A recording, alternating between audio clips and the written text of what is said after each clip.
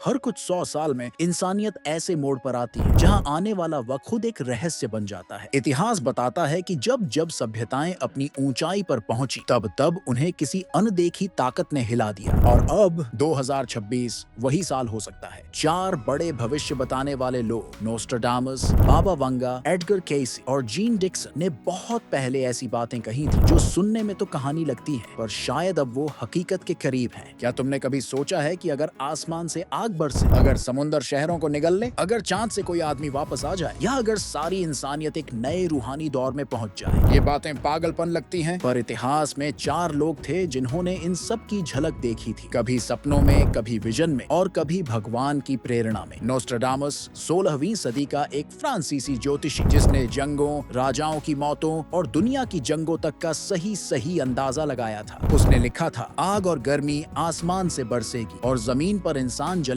जैसे लोहे को भट्टी में जलाया जाता है। क्या वो 2026 की सूरज से जुड़ी घटनाओं या किसी स्पेस वाले धमाके की बात कर रहा था? एडगर केसी, जिसे स्लीपिंग प्रॉफिट कहा जाता था, वो नींद में जाकर आने वाला वक्त देखता था। उसने कहा था, धरती की धुरी बदल जाएगी, गर्म और ठंडे इलाके अपनी जगह बदल लेंगे। क्या ये क्लाइमेट रिवर्सल की बात थी? और बाबा वांगा, बुल्गारिया की वो अंधी औरत जिसने कहा था कि समुद्र नए शहरों को जन्म देगा, क्या वो समुद्र का पानी बढ़ने की चेतावनी थी या कुछ और जो हम अभी नहीं समझ पाए? जीन डिक्सन, जिसने JFK की हत्या तक की बात पहले से कही थी, कहती थी, पूरब से एक बच्चा उठेगा जो इंसानियत की दिशा बदल देगा। कौन है वो बच्चा और क्या 2026 में उसका वक्त आ चुका है? 2026 सिर्फ एक साल नहीं बल्कि एक दरवाजा है जहां से या तो नई इंसानी सभ्यता शुरू होगी या पुराना अंत दोबारा आएगा। इस साल आसमान से आग उतरेगी, समुद्र अपनी हदें तोड़ेगा, चांद से कोई इशारा आएगा और रूहानी दुनिया में एक नई रोशनी फूटेगी। हम ये सब कहानियां नहीं बल्कि वो भविष्यवाणियां सुनने जा रहे हैं जिन्होंने आने वाले वक्त की चेतावनी बहुत पहले दे दी थी। कई जानकारों ने इस क्वाड्रेंट को समझने की कोशिश की। किसी ने कहा ये मीटियर स्टॉर्म की बात है और कुछ ने इसे न्यूक्लियर एक्सप्लोजन की ओर इशारा माना। लेकिन नोस्ट्राडामस ने एक और लाइन लिखी थी, the great heat shall scorch mankind, यानी बहुत ज्यादा गर्मी इंसानों को झुलसा देगी। और अब साइंटिस्ट भी कह रहे हैं, सूरज अपने सबसे एक्टिव दौर में दाखिल हो चुका है, सोलर साइकिल 25 के पीक पर। क्या नोस्ट्राडामस ने ये सब 500 साल पहले देख लिया था? क्या उसने उस आग की झलक देखी थी जो तारों के बीच से धरती पर गिरेगी? अब आते हैं 20वीं सदी के स्लीपिंग प्रॉफिट एडगर केसी पर। वो भविष्य को सपनों में नहीं बल्कि बेहोशी जैसी हालत में देखकर बोलता था। वो कहता था, the earth will change its face,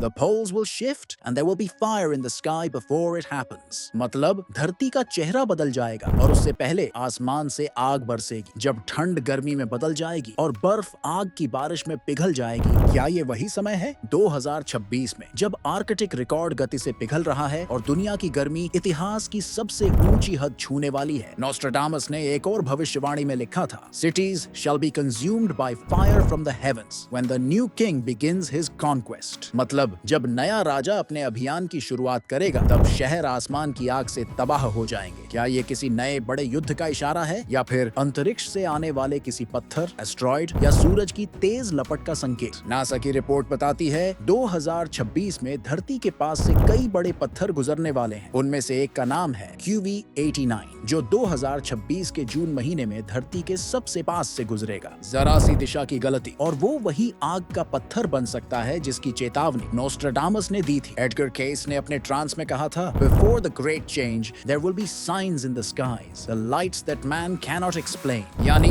बड़े बदलाव से पहले आसमान में ऐसे संकेत दिखेंगे जिन्हें इंसान समझ नहीं पाएगा। और आज जब हम रहस्यमयी रोशनियां, प्लाज्मा तूफान और आग जैसे मीटियर्स देख रहे हैं, क्या ये वही संकेत नहीं है? आग सिर्फ जलाती नहीं, वो साफ भी करती है। साइंसी ने कहा था, आग के बाद दुनिया जागेगी और इंसान सीखेगा धरती के साथ जीना, उसके खिलाफ नहीं। और शायद यही वजह थी कि बाबा वंगा ने अपने आखिरी सालों में कहा था, पुराने जमीन के हिस्से डूब जाएंगे और नए जमीन के हिस्से समुद्र के नीचे से उठेंगे। बाबा वंगा वो औरत थी जो देख नहीं सकती थी पर समय के पर्दे के पार देख लेती थी। उसने कहा था, इंसान पानी के नीचे रहना सीख जाएगा और समुद्र अपने छिपे खजाने दिखाएगा। कई लोगों ने इसे बस एक प्रतीक माना, पर अब 21वीं सदी में ये बात सच लगने लगी है, क्योंकि 2026 तक साइंस ने पानी के नीचे रहने के एक्सपेरिमेंट शुरू कर दिए हैं। 2026 वो साल है जब दुनिया के कई तटीय देश अपने अंडर वाटर हैबिटेट प्रोजेक्ट्स को आखिरी रूप दे रहे हैं। जापान, दुबई और नॉर्वे तीनों ऐसे शहर बना रहे हैं जो सी लेवल बढ़ने से परेशान नहीं होंगे, क्योंकि वो समंदर के अंदर होंगे होंगे। बाबा वंगा ने कहा था, पानी वो सब वापस ले लेगा जो इंसान ने उससे छीना है। 2026 में जब ग्लेशियर और बर्फीले पहाड़ इतिहास की सबसे तेज रफ्तार से पिघल रहे हैं, समुद्रों का स्तर बढ़ रहा है और कई शहर जैसे वेनिस, जकार्ता, चेन्नई, मायामी धीरे धीरे पानी में डूब रहे हैं। बाबा वंगा ने 1970 के दशक में एक और अजीब बात कही थी, दुनिया के पास 2 सूरज होंगे, एक आसमान और एक लहरों के नीचे। उस वक्त ये बात एक पहेली थी, पर आज साइंटिस्ट कहते हैं कि ओशन थर्मल एनर्जी और बायोल्यूमिनेसेंट सिटीज वही अंडर वाटर सन हो सकते हैं जिनकी बात